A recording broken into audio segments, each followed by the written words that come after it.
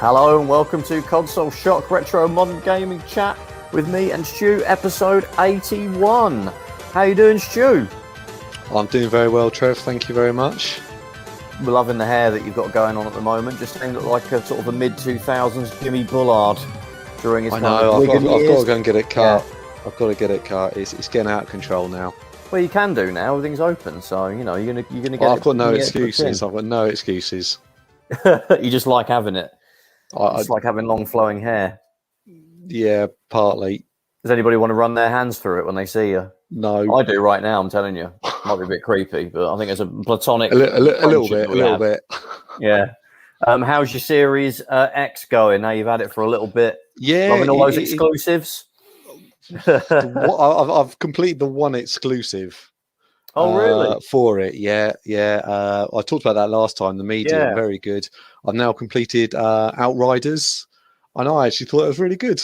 I really enjoyed it. It got terrible reviews, but I've completed that, and I thought it was a smashing game. But then it's made by the people who did Bulletstorm and the original Gears of War and Gears of War Judgment.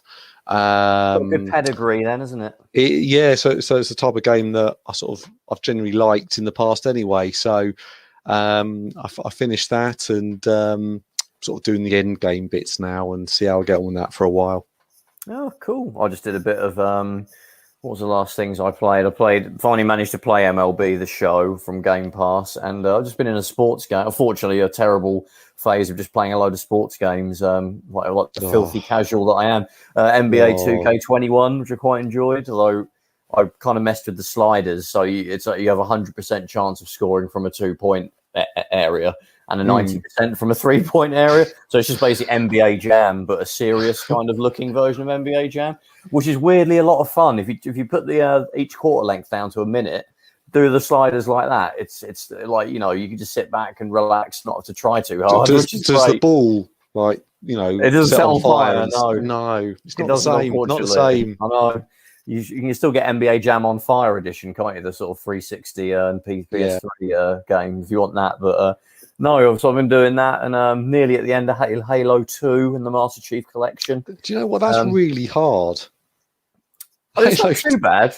I flew through all of them except for Halo 2, which was just rock hard. And I just thought it was harder than the others. Yeah, I've been doing it on the old Master Chief Collection, as that's on the old Game Pass now. So yeah, just Game Pass really, going nuts with that. But what we're going to be talking about now is we've focused a lot on the newer consoles, haven't we, Stu, in recent shows. And talking of, you know, last time we were talking about backwards compatibility, one console we sort of name dropped was the Mega Drive. Great system that was backwards compatible with the Master System. Admittedly, you had to get a MacGuffin that you plugged into it to enable that. But, you know, you could do it fairly easily with an extra gadget that wasn't too overly priced. What we're going to talk about is indeed the Mega Drive. And we're going to look at sort of collecting it and what it's like in the UK to collect it and of ways of doing that and our favourite memories and games. But we're not alone today because we knew we were going to be talking about the Mega Drive. We thought we'd grab a YouTuber who we are very, very fond of, does absolutely tons of Mega Drive content. So we thought this is the dude that we need to help us with this discussion. And it's Mike from Retro Gamer Boy on YouTube. Thanks for joining us, Mike. Hey guys, it's awesome to be here. Thank you very much. I was sort of, managed to get it managed to get it sorted pretty quickly after I sort of harassed you on Twitter. You get a lot of your fans saying, can I chat to you about stuff and video games? But thankfully, we didn't look too weird, I guess, for you to want to say, yeah. No, I'm always happy to talk about games. This could be a 4-hour podcast. Oh, yeah. We could easily do it. Split it up into about 9, like an entire series, couldn't we? Especially when Sega stuff. Yeah. We love Sega stuff. Yep. We'll start off then by, you might have described this stuff in your channel before, so a few people might already know this story. But how did you get started, just generally, sort of, with your YouTube channel? What got you started there? So I kind of played around with YouTube when it first came out, just recorded footage of games and things like that, but never really got into it big time. But I work in the games industry. Wow. surprisingly, there's not a lot of people in the games industry that are into retro gaming. So I was kind of looking for a community of people to kind of just to share the stuff that I like. And I thought, well, you ask them about, hey, what do you think about the old Streets of Rage on the Mega Drive, and they just give you a blank stare, I guess, when you ask them about this stuff. Pretty much. I mean, it's like I've worked at Sony and Xbox and Ubisoft and 2K. So, cool. But yeah, it's super rare to find people that are into kind of retro gaming or vintage gaming. Right. That's interesting. So yeah, I love the comment section of people's channels, and I thought actually I'll start up a YouTube channel talking about like the games I like and see if anyone kind of wants to come along and chat. And I was pretty chuffed when there was about 10 people there. Talking about old games, and I thought, this is it. This is what I want, and it kind of just grew from there. Wow, it's quite funny that you mention, in the video game industry, there are not too many sort of people who are sort of into the old retro games, but obviously you mentioned sort of 4 or 5, really big publishers. But of course, there's 100 publishers that are constantly making Castlevania style 2D platformers, constantly, and there's things at the moment like Streets of Rage 4 and there's the new Turtles game coming out that are always sort of hark back to sort of the Mega Drive days. And so I don't know, what would you sort of think about that? Or I think the 16-bit era is just so palatable for gamers, right? You can see gamers that are from 10 years upwards all love the kind of 16-bit pixel art style. And the games are generally fun. Like I love Streets of Rage 4. They did a great job with that. And I know it's got its critics, but I think for a game of that was last made decades ago, for them to come back and relatively keep the same sort of gameplay style as the originals, and for people to love it, it's a great testament to how those games have stood up to time, right? And I think they're still great to play now. Yeah, that's another one that talking about Game Pass. We keep talking about it every single show, but that was a great one that dropped on Game Pass. And I actually bought it again for the Switch. You got quite a cool little physical release of it, and being a fan of Streets of Rage generally, I was always going to grab that one. Obviously, that obviously leads to talking straight away about the Mega Drive. So, I've been collecting the Mega Drive for a few years now. I had one when I was young, and it was a system that I grew up with. I got it quite late in the lifespan. Probably when it got to like sort of 94 was when I picked up mine. So the sort of the slope downwards, being replaced by the Saturn, and the 32X was coming out, and then I sold it on, or I think I swapped it for an Amiga. I don't really think much from that point. It's not on the. I would say that's probably. I'm going to annoy some people, but to me that wasn't great. To be honest, like I wasn't really until this has been in the 2000s. I was sort of in my early 20s. The games were cheap. I picked those games that you would read about on Racket Boy, in magazines, and then suddenly I would start discovering a lot of its library, because I probably only ended up with about 7 or 8 games when I was a kid. Of course, that's really that's all you'd be able to do when you're that age, and you can't afford to buy them yourself. So it was a tiny, tiny fraction, and it was the obvious ones like Sonic and like Street Fighter Championship Edition. Nothing that would, blow anybody away. But really, when I've got into the last 10, 15 years, and I'll be able to sort of build up a collection. Obviously, it's not near what you've got there, Mike. But getting into the multiple hundreds myself, and also flash carts. I'm discovering these games, but in terms of actually collecting, Mike, was there a point when you thought, right, I'm collecting like Mega Drive, or did you just sort of build up? How did you get started? I had the Mega Drive, I think a year after it came out. And I was a young teenager when it came out. So I was kind of had a paper round. So I was able to buy games. So I think at the point where I traded up, what did I trade up for? I think I traded up to a 3DO. So I went from the Mega Drive to a 3DO. Yeah. And That'd then be kind and of then mind blowing. That would be good. Oh, it was upgrade. Yeah, it was massive. It's amazing to think that console came out the same sort of time when N64, the SNES and the Mega Drive was still going good guns, right? So 93. Yeah. So I had a pretty decent collection then. I had about 40 games, and I stick with those 40 games up until like, I don't know, mid 2000s, maybe 2005.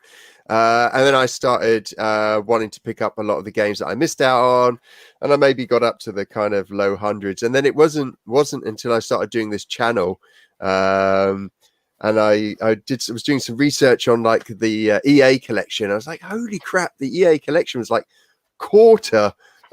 nearly quarter of the entire collection. I got really fascinated and started to go deep into all the Mega Drive stuff. I was like, that's it. I want to get the entire collection. I could never have it as a kid. It's something every kid would love to have. Just the EA games. So like, like Sword of Sodan, like Starflight, all those weird oddball games that we kind of forget about. We always think of like FIFA, don't we, and stuff for like the Mega Drive. Yeah. How far have you got with that? I think I've got 3 games left to pick up for EA, and then it's done. Yeah. Which ones are they? Which ones are you missing? Yeah. It is Sword of Sodan. There is God, what's the other? There's 2 others. Tongue of the Fat Man. Is it called Tongue of the Fat Man on the Mega Drive, or is that that isn't EA? No. Bodokan. I got Bodokan. Yeah. I have to look. There's Tommy Russo. I need to get that one. Or Russo's Baseball. It came out in Australia, and you have to have a little sticker on the front of it that tells you it's a PAL version and not the US version. And there's another one, but once I've got that, that's the entire EA sub collection done. So are you saying you've got Lakers v the Celtics? Unfortunately, it's a podcast, but if we can people verify. If he's got it. See that there is crap. This actually only came into the collection about 2 weeks ago. Wow! And I got it for free. Oh my god! What's the story behind that? That is ridiculous. I'm offended by that. So I've always said, like, I'm not going to collect Lakers versus Celtics. It's ridiculous. There's only like 200 or 190 odd that are known to exist, or that and of that only like 13 or 15 or whatever it is are kind of out there. And I have a mate who recently retired from the games industry. Used to work at EA as a marketing director and in PR, and he had a load of EA stuff, and he said, do I want some of it? And I said, yeah, I'll have some stuff. And he says, I've got a Lakers versus Celtics box, and it's like, you know how much that's worth? And he's like, yeah, but I don't want it. Do you want it? And I was like, yeah, sure. So he sent me it. So initially it was just the box. I was like, oh, cool. Well, I'll pick up the cartridge, because the cartridge is exactly the same as the US one, and you can pick it up for a couple of quid. And then a week later, I got another package through. He said, oh, yeah, I found the manual and the cartridge as well. Oh my God. Wow. So I am the luckiest person collecting Mega Drive games at the moment to get that in there. Yeah. I think once you get this, apart from if you were to go for the Tetris release in Japan, apart from that, getting a full PAL collection feels a little bit more attainable now.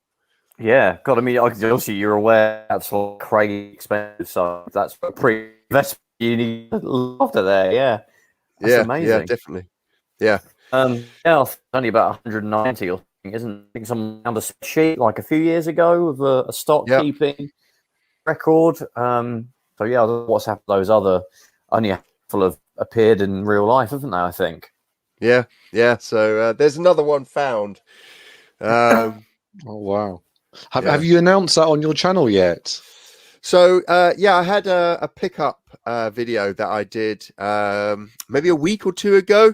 It was probably the best pickup, including that game there. It was probably the best pickups video and general month for picking up games I've ever had. So I also got a mint condition Sega Mega Drive modem that had never been opened. And I got that on eBay. And basically the guy was like putting it for about £150 starting price. And I was like, look, I'll buy it for you for 160. I thought I'd try my luck. He said, no, if you want to buy it, you're going to have to give me over 200 for it. I was like, nah. And then I just waited until the end, and then I just bid at the end, and no one else bid. So I got it for 150. Oh, God. Yeah. That was amazing. And then I did another purchase where I had to convince my wife that it was a good deal for me to buy this huge job lot of old Mega Drive and Mega CDs, and she's like, you don't even need half of that. And I said, no, but there's 2 or 3 things in there that I could probably sell the rest of it on, make my money back, and then I would have got all this other cool stuff for free. And it's like two box extension cables. I don't know if you remember the old Mega Drive extension cables for the joypads. They cost like £3 back in the day, and now people are selling them boxed for £100. Oh my God. So I was like, I'm never going to be able to get that. Well, I could get them, but it's a stupid amount of money for extension cables. But they were they official Sega, like they're in a proper Sega box and this sort of, official Sega again, unopened. This person was selling. I got those in the bundle, and I got a mint condition power converter, the Master System power converter. I got a ton of games out of it, about 13 games. Then I picked up another 13 games. But yeah, it was a great month for picking up stuff, not least because of the Lakers versus Celtics as well. But I'm getting close to a end game Sega Mega Drive. So I've got the Mark 1. I've got a Mark 1 Gen 1 Mega Drive 32X. I got the modem. I just need to get the karaoke machine. The Mega CD karaoke machine, and then I think the RF controller, the official Sega Mega Drive 2 RF controller, and then it's pretty much a full Mega Drive system put together.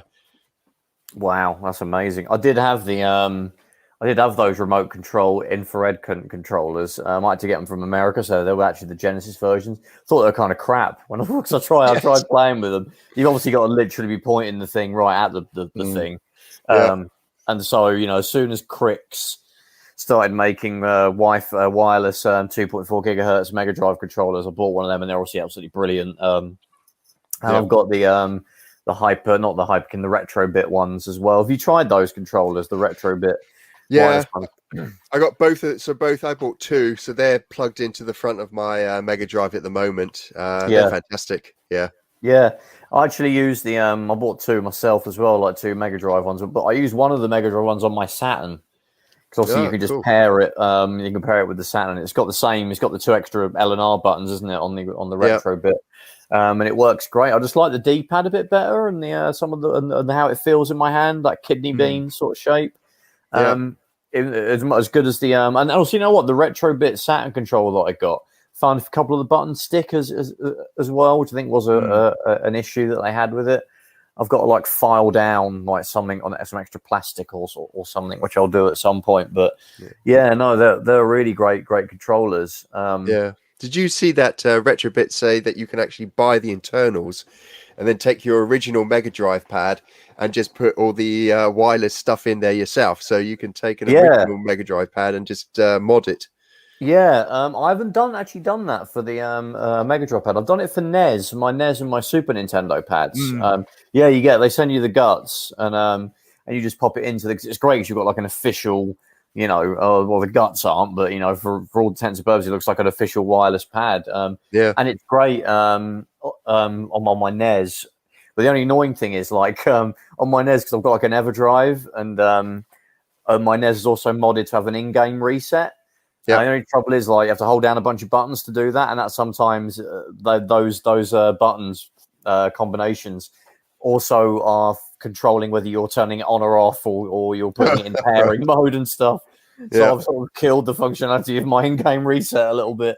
I just need to get the new Crix has made a new NES EverDrive with its own in-game menu, so I can flip back to the menu of games having to use my in-game reset. So it's kind of made that redundant. But no, they're great. I mean, have you got that then? Have you got the Mega Drive one? Yeah. The Guts? Yeah. Yeah. How are they for the Mega Drive? Yeah, they're no different from if you had a retro bit joypad.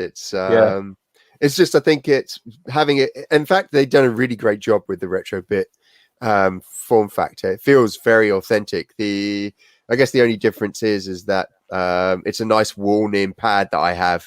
It's 20 years old, and the plastics flex to how I like to play with it. So changing out the guts and putting that in there meant that I've still got my favorite joypad, but with all this cool new wireless functionality in there, which is awesome. Yeah, because we don't really know what a new Mega Drive controller is, really, do we? Because they're all worn now. So when someone makes a new one, I'm sure they'll probably feel the same as when we got a new Mega Drive. But we're like, oh, this is weird. Everything's all clicky and, it isn't as mushy as how I remember it. So yeah, it's kind of a funny little thing that we've got now with how old these things are. In terms of the different variants of the Mega Drive that came out, obviously there was a lot of them. What one would you say is your sort of personal favorite? Mark 1. Yeah. Yeah, Mark, I've never steered. I've actually never owned any of the Mega Drive 2s, or the Genesis had the 3 as well. Oh, right. So I've never gone. I just love that form factor. I think I was a teenager in the 90s, kid of the 80s, and it's just cool as hell, isn't it? Yeah. Yeah, and the Mega CD is just so much better. I think the Mark 1 Mega CD. It's got the ejector tray, and looks like a hi-fi stack sort of thing, doesn't it? It does. Yeah. So so I've never really gone on for that. Although I've as I'm getting close to collecting all of the bits and bobs for the Mark 1, I'm now considering actually trying out a Mark 2. I mean, people say the sound's slightly different. Yeah. Stereo, isn't it? I think from the video output on the Mega Drive 2. But it does. If you've got a Mega CD 1, that will give you stereo sound anyway, plugged into a Mega Drive 1. So if you got that, it's not a big advantage. But it's funny because there's lots of consoles that have had a second version. Most of the time they're pretty good, but I do actually like the Mega Drive 2. I do prefer the first one, the original.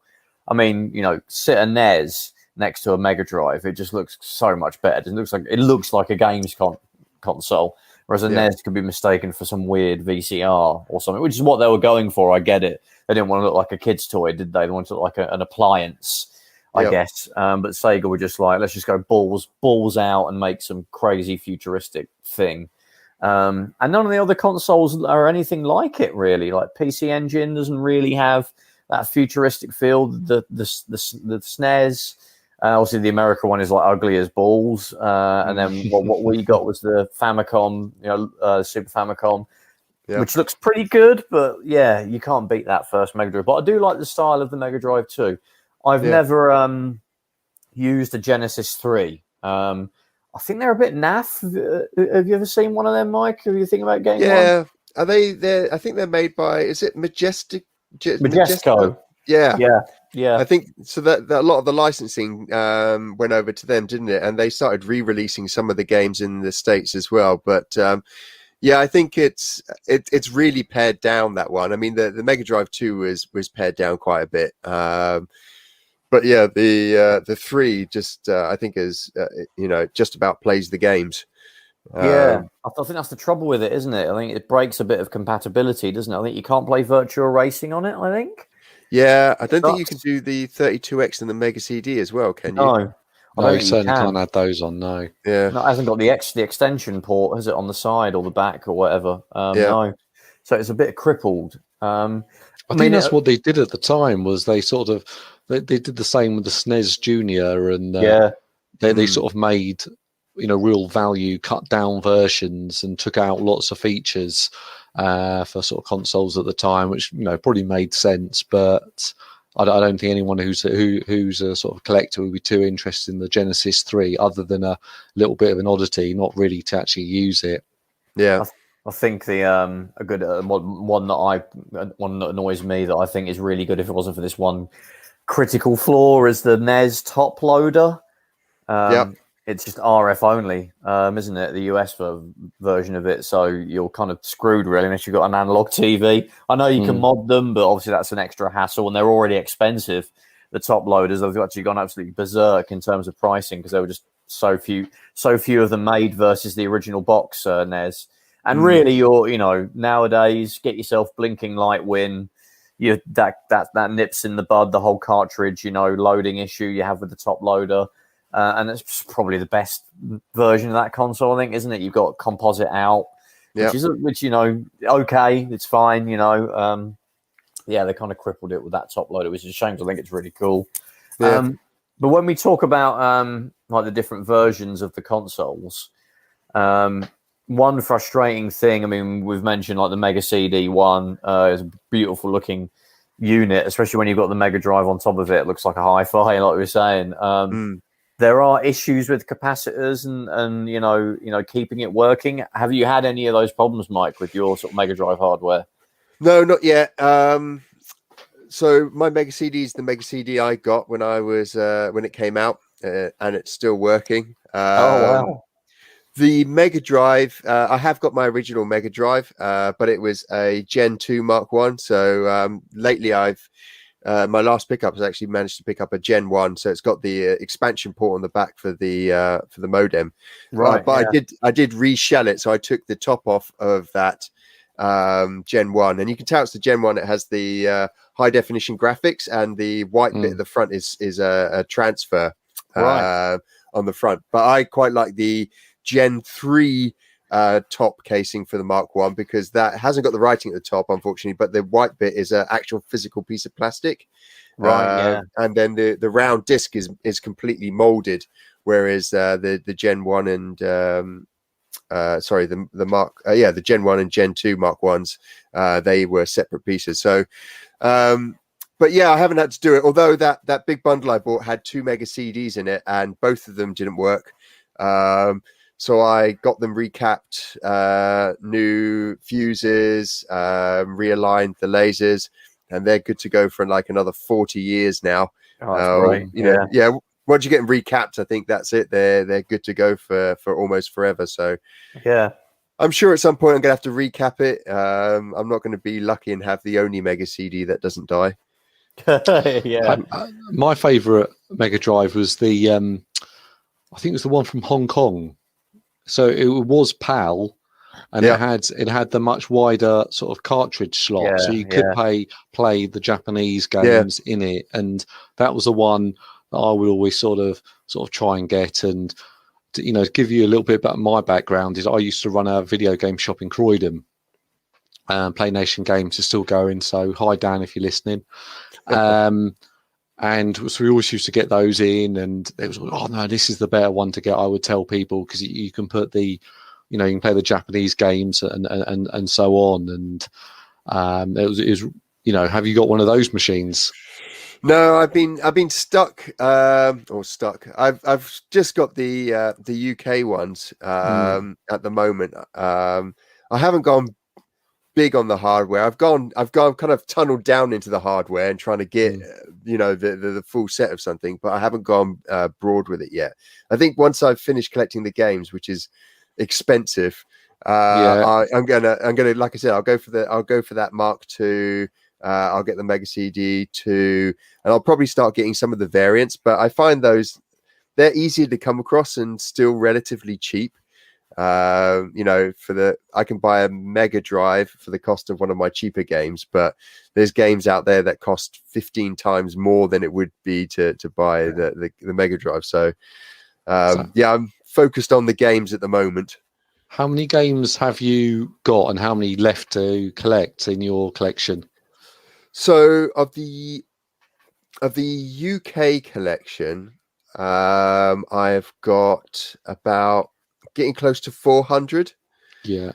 And then I think when you put that onto the total PAL games, and it varies, right? Because some people don't count it if it's the ROM's the same, but it was just bundled in some kind of different packaging, Yeah. or it's Mega part Games 1 or whatever. Yeah, some people won't, some people don't count that. So it depends what you're collecting. But for me, I'm going for, and this is fucking crazy. I don't know if I'm allowed to swear there, but yeah, no, no, swear away. Okay, good. The last podcast, I wasn't allowed to swear. Yeah, so it was biting my lip a lot.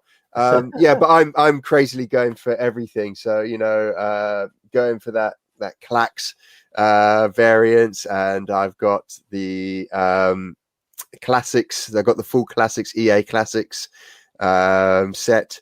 And all they are, they're just repackaged. The ROMs are the same, even the cartridges are the same. So it depends what you're going for. So if I was to go for the pure PAL collection, UK collection, with no dupes or any of those variants, I'm probably about 120 off. But for a full UK collection with all the variants, probably about, I don't know, 160 left to go. Do you sort of manage it? Do you have like a sort of a spreadsheet, or do you just remember what you've got? Do you have a system for this sort of stuff? I got 3. Oh, right. I got 3 systems. I don't know why I have 3 systems. It's ridiculous. I've got one which is a book that I picked up. This guy makes them, and it's a physical book, and it's got all the games in there, and you can tick off if you got the manual. And I just love the fact that I've got something physical in my hand. I really like the physical aspect of collecting these games. Yeah. So I got a book, a compendium of Mega Drive, UK Mega Drive games that I tick off. I've got my own Excel sheet which tracks my entire games collection, and it's got loads of cool little plugins that I've put in there that kind of shows me how much genre of a type of game I've got, my spread across different publishers, all that kind of stuff. So that's where I nerd out. And then I've got an app as well, which is just easy to track with. I think it's called like retro game app or something like that. But it's one of those easy ones where you just tap the game that you've got and whether you got the instruction manual or not. I need one of these because I don't really have any systems. The only one that I've made a point of sort of cataloging is my Sega Saturn collection, because I'm about 100 off finishing that. I wasn't trying to get the whole set.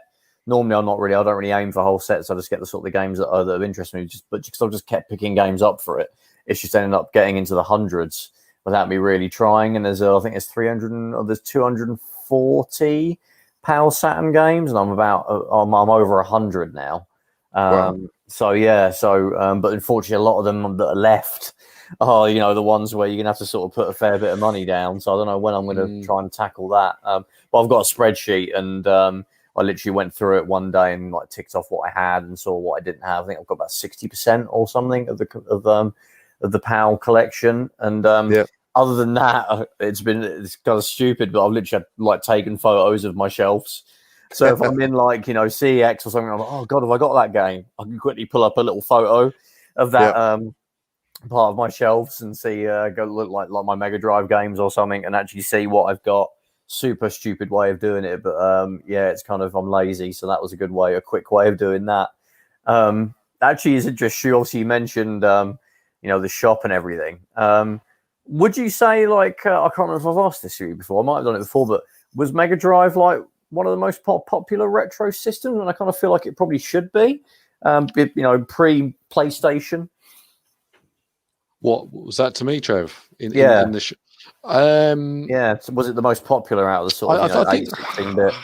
I would say we always got more Super Nintendo. It was probably 50-50, but there were certainly lots of people that came in that collected for the Mega Drive, and you got 50% of people who came in who were like, they wanted a Mega Drive, Sonic, FIFA, all the games they had back in the day, like Desert Strike and stuff. And then you had the other half of people that were spent ages sort of studying the box and making sure. I think we had a copy of one of the Konami games, and it wasn't actually in the Konami box with the where it was printed on the inside. Mold, but it was clearly the right paper that was on there and had the manual, but it just wasn't in the right box for some reason. and that wasn't right, and we understood why they thought that, but it was always sort of interesting. You saw sort of the details, and I noticed Mike sort of nodding there, going, "Oh yeah, no, you've got to, if you're going to get one of the Konami games, it's got to be written on the inside of the box. That's the way it should be." And it's on the board as well, on the actual board inside the cartridge. I think Konami. Yeah. I don't know if that's for every Konami game, but I think like Hyperstone and like Castlevania and things like that, I think it's on the board. So yeah, you need to be careful. And certainly a thing like Mega Man: The Wily Wars, it's obviously a very expensive Mega Drive game. If you're going to be buying that off someone, you really should tell them to.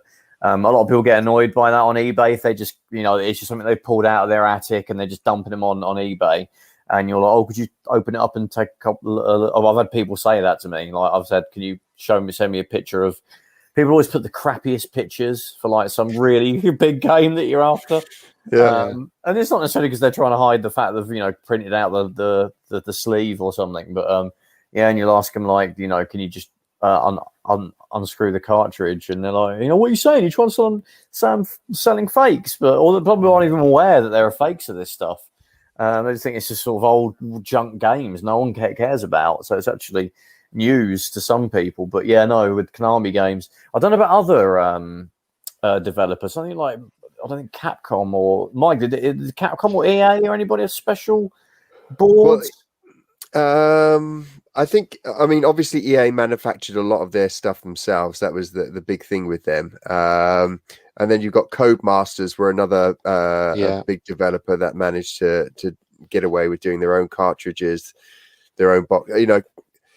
They really annoy me in the collection because their manuals are a different size from everyone else's. So I get the little manual sleeves to protect the manuals. Yeah. And you can't, and the Codemaster stuff just doesn't work. Brilliant. Thanks, guys. But yeah, it's kind of weird. It as a collector, everyone collects differently, right? So like I never used to collect complete in box. But for the Mega Drive collection, I was like, well, if I'm going to do it, I want to do it complete. So yes, when you mentioned like the Konami box having the print inside it, I'm nodding because I'm like, yeah, I know that. And then if I get a blue spine and the tab doesn't click down, it's like, well, that's not a post 1994 Mega Drive blue spine box there. And there's some collectors that are collecting just the games they want because they liked it and don't care if the box is different. And I think that's cool. And I'm definitely not one of these collectors like this is how you should collect, because I think everyone's so different. And some people look at my collection and go, why don't you put the game boxes in bags? And I'm like, well, because I play my games. But there's some collectors who are just like, it's got to be in a bag. Everything has to be bagged up. And you're on the shelf, right? And you're an idiot. And so, but I mean, I don't judge how other people collect their stuff. I think it's awesome that it's now a proper industry. Retro gaming, it's 10 years ago it was a hobby of people's, and now it's like there's actual consoles. There's more consoles made for retro games each year than there are for modern games each year. Which is mind-blowing. And there are people that make sleeves and stuff to put your games in, and you had to make that yourself 10 years ago, right? So yeah. Sorry, Stu. Yeah, I've regularly sort of said it on the podcast. People that collect complete collections, what are they doing that for? There must be so many games in your collection that you're just like, like if you're not a fan of golf and there's a golf game, you're like, I hate golf. I never want to play a golf game, especially a golf game that's really bad. And so I guess what made you sort of go for the whole collection, and how do you sort of justify sort of some of the games? Actually, I'm never going to play that. I don't really like that game, but I appreciate it. Or and there's definitely stuff that I look in the collection. I'm looking at the wall now, and it's just like that. It's a terrible game, and I played it for an hour, and I never want to play that ever again. But I get a lot of enjoyment from the boxes and the artwork. I think this is why collecting's so different for people, because you know a lot of people that I've spoken to me and said, why did you pick up that game? It's terrible. Like, why have you picked up all the white label EA Sports games? Right, you only need one of each, and then you've got the game, because they were literally ports with variations. You know, they very rarely had new features in them. And that's cool, right? For those people that like that, and I'm like that with other systems. There's other systems where, like, probably like my SNES, like, why would you pick up a rubbish SNES game? But I know why I pick it up on the Mega Drive is I like that physical aspect of it. I like looking at them all. I sit in my games room, sometimes don't play games and just pick games off the shelf, and I like kind of opening them up and looking at the manuals. So, you know, that's what does it for me. And I know, you know, some people are completely different and collect only what they want to play, which is awesome as well. Because I do that with some of my other games collections. I will only buy games with some of them that I only want to play. But for the Mega Drive one, I'm going for complete in box. And I'm spending stupid money on some games that are terrible. But I don't sit here and look at that game and go, I hate that.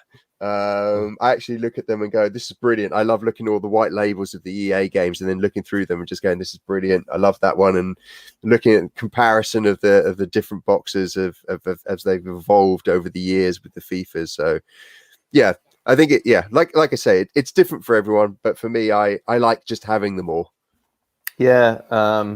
It's like with the Mega Drive, I don't think you can really consider collecting it without having realizing that it's probably that of when it comes to sports games. I mean, it's good for me because I like most sports, so I like sports games. I like retro sports games as well. It was probably the best retro console for sports games, because often it had some of the best examples of sports games. I mean, you've got like football, you've got sensible soccer, and obviously it's where FIFA started, and you've also got like International Superstar Soccer Deluxe, which is probably the best for football game. And then you've got Madden American Football, where that started. You've got all the origins of these huge series now, you know, started on the Mega Drive, NBA Live. Well, NBA Live is kind of dead now, but that's where it started.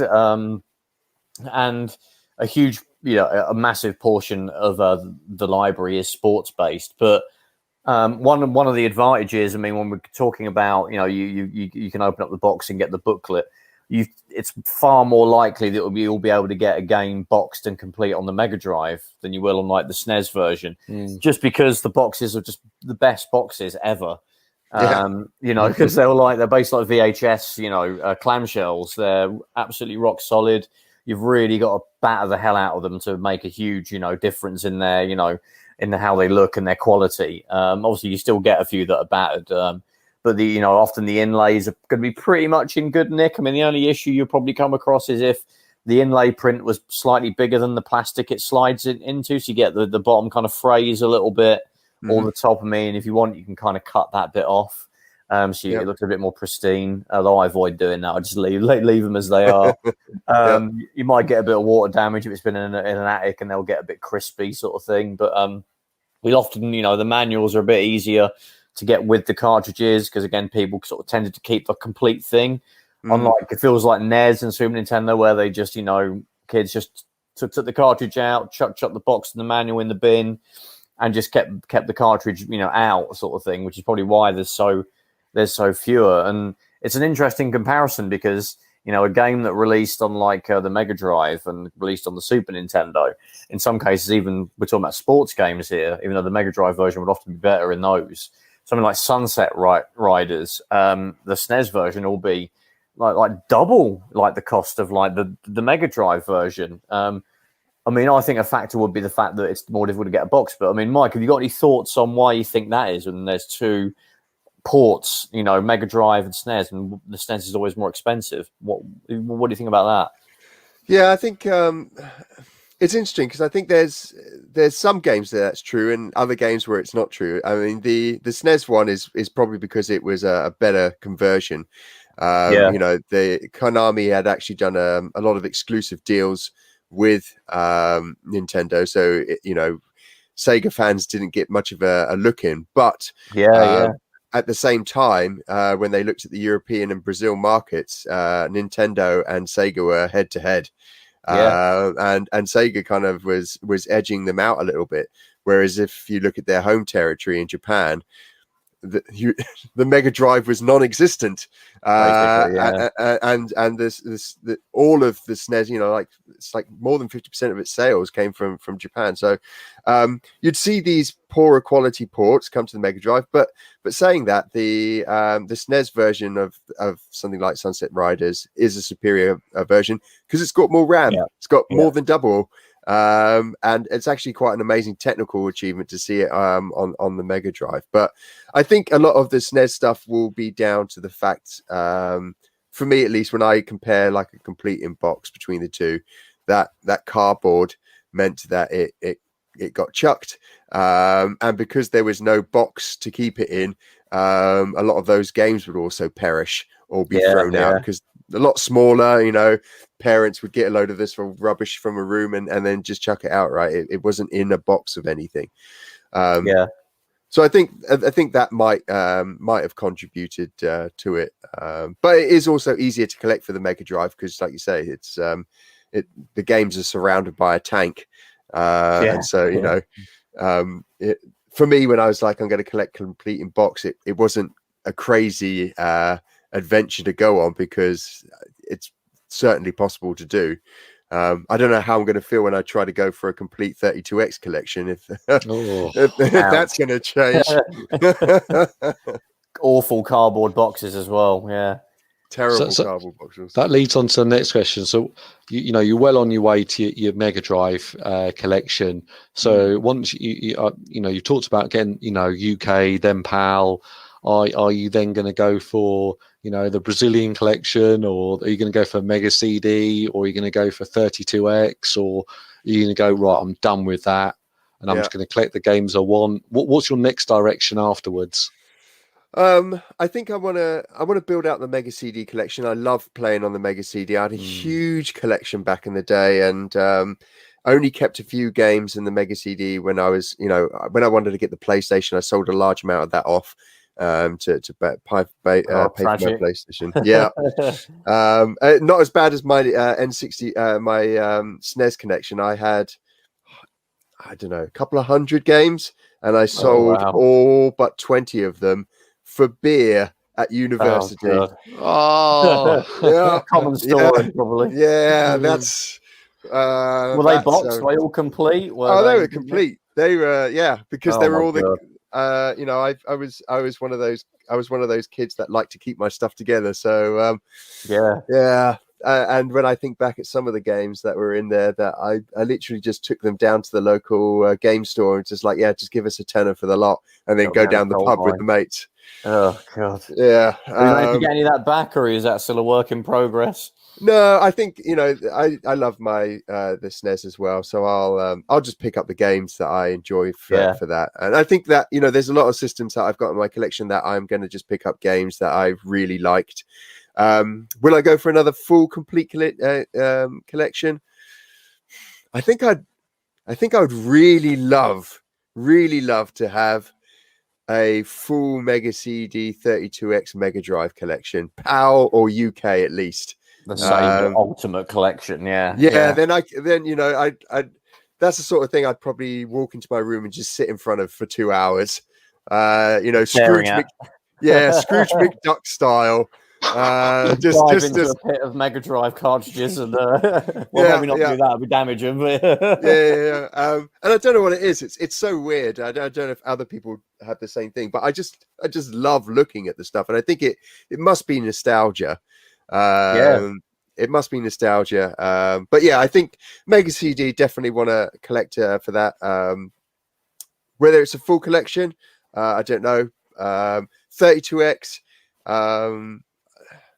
Yes, I want to collect for that, but it fills me full of dread. That one, it fills me full of dread because that's one I don't think I'd look forward to, just because of the prices are crazy. Yeah, I mean, because when we had, sorry, Trev, go ahead. Go ahead. When we had a game shop, we did get 32X games in all the time, but they were always virtual racing, virtual fighter, or Star Wars. Star Wars, They were the three, and I think once in a while we got Knuckles Chaotix. We got in that every now and again, but it was really sort of those 4 games and maybe one other. And I think once we got Scotty Pippin on, which is a 32X and Mega CD game. Oh, Slam City. Yeah, and I think we got there was 2 32X Mega CD games. I think there was 4 altogether, and we had 2 of them, and one was Scotty Pippin. Yeah, and so I just remembered, you know, I think there's only about 32 or 32X games, something like that. But the fact that so few sort of came across our path was, I think it speaks volumes about how few.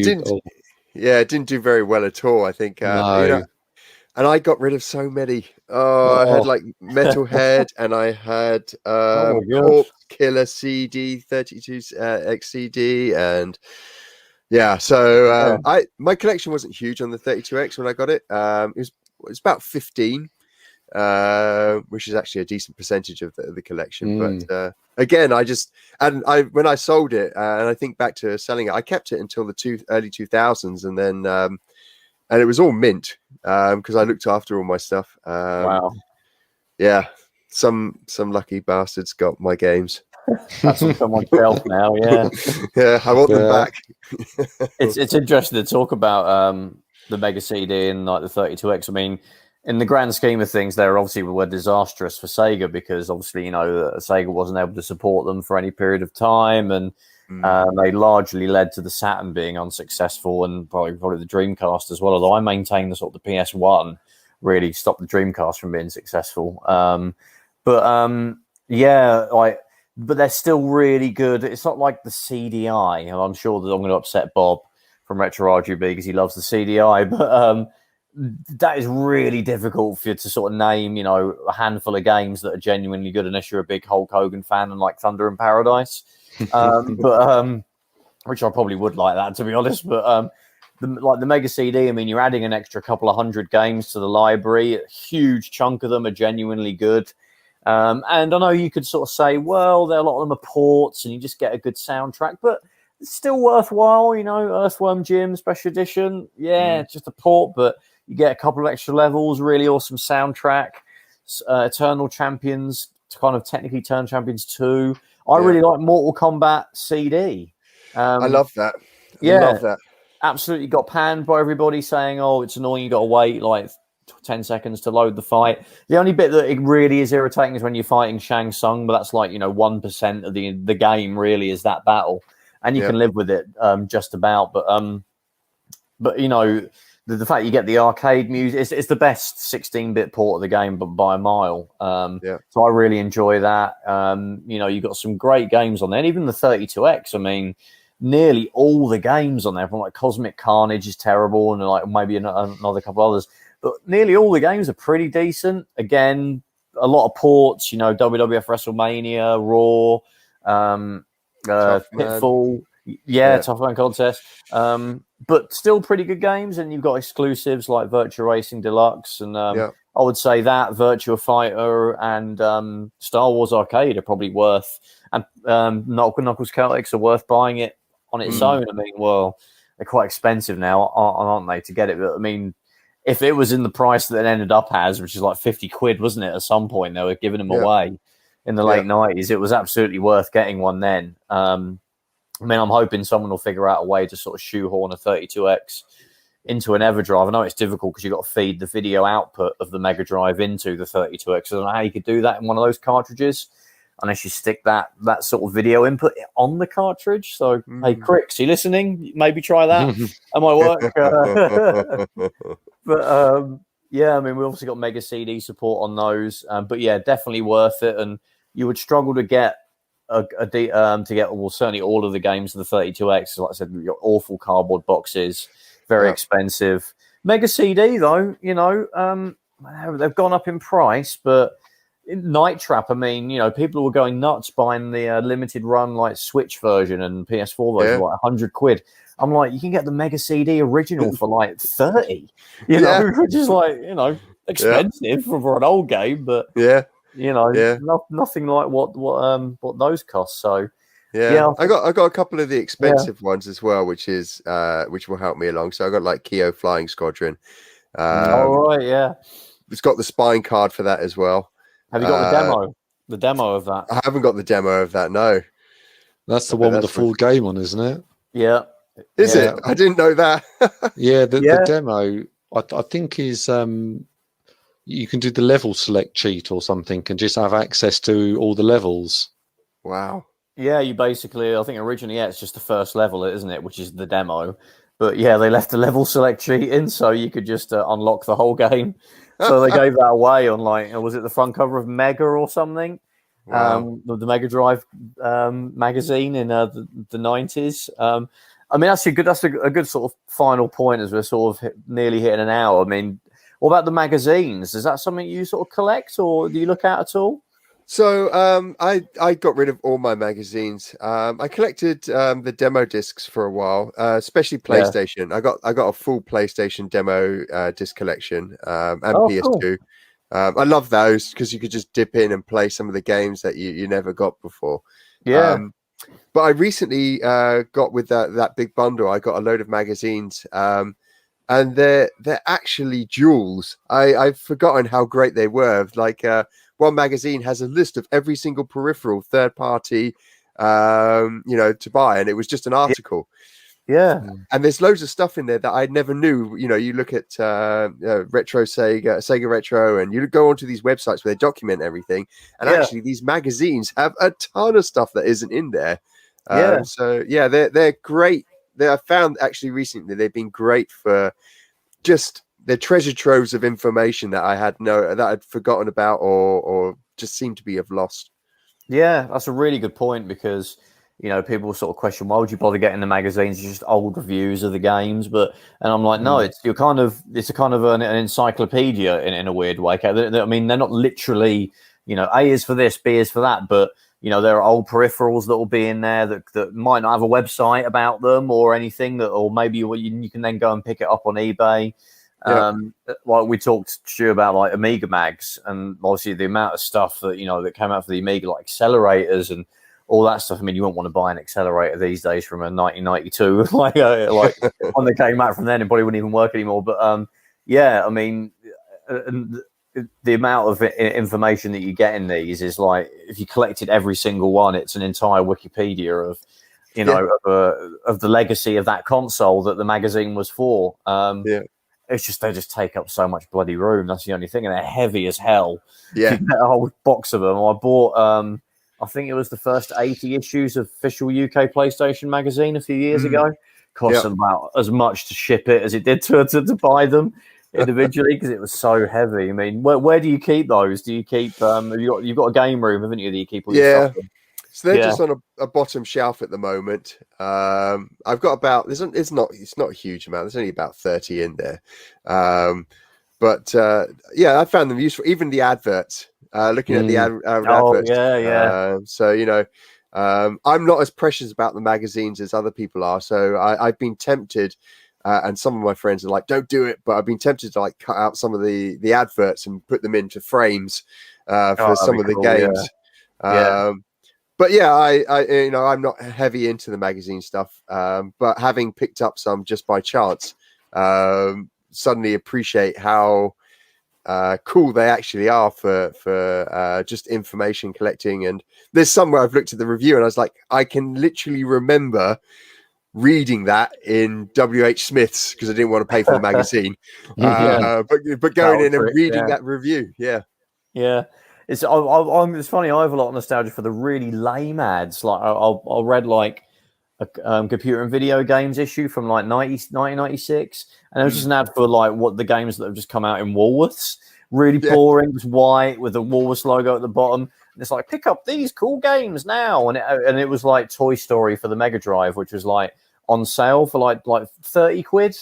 And that's probably about what you'd pay now for it. With inflation, that's a huge increase. And another one had Sega Saturn magazine, a Panzer Dragoon Saga. It's like now in HMV, Panzer Dragoon Saga just $39.99. It's like, if you could get it for that price now.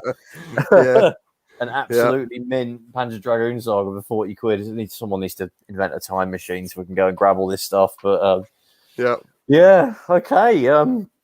So Mike, where can we find you on the interwebs? Where's your best socials and everything to get to you? I'm on Instagram, retro-gamer-boy, and I'm on YouTube, Retro Gamer Boy, and I'm also on Twitter. So that you search for Retro Gamer Boy again, and you'll find me. Cool. Thanks so much for joining us, Mike. I really appreciate it. It's been great chatting about Mega Drive stuff, and we all want to go and probably search eBay now and add to our collections and annoy our other halves. Stu, where can you find us on the interwebs? Find us on iTunes under Console Shock, YouTube, search Console Shock. We're not on Instagram, unfortunately, but we are on every time. We're not, we should. I should set one up. And then we're on Twitter, Console Shock, and any other sort of podcast clients that you use. If you just search Console Shock, you'll find us. Cool. Thank you, Stu. Okay, thank you for listening, everybody. That was episode 81, and we shall see you in the next one. Take care. See ya. Bye.